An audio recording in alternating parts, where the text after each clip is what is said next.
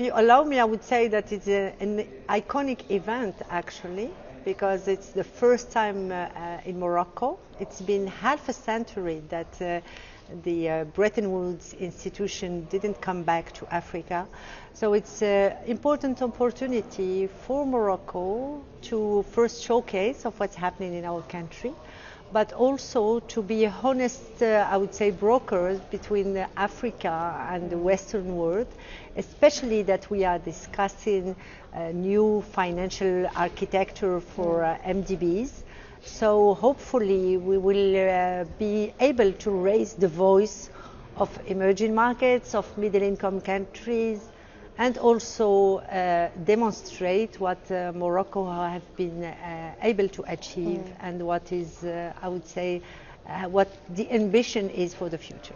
Well, Morocco also requested a $5 billion credit line from the IMF that was recently approved. What was the catalyst for that request? I wouldn't call it, I would say, the credit line. It's a precautionary line, and I think it's important to emphasize on the fact that we consider it as an insurance.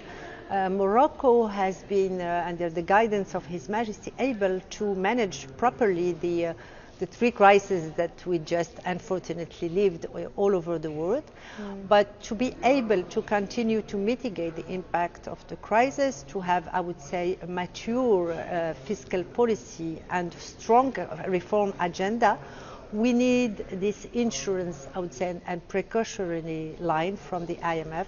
First time that an African country or Middle East country had this line. It's important for us. I think it's an achievement, but also a beginning of a journey. Well, Morocco, like every other country in the world, has also been grappling with high inflation numbers. Inflation reached 8.9% in January. That's almost double where the inflation target is meant to be.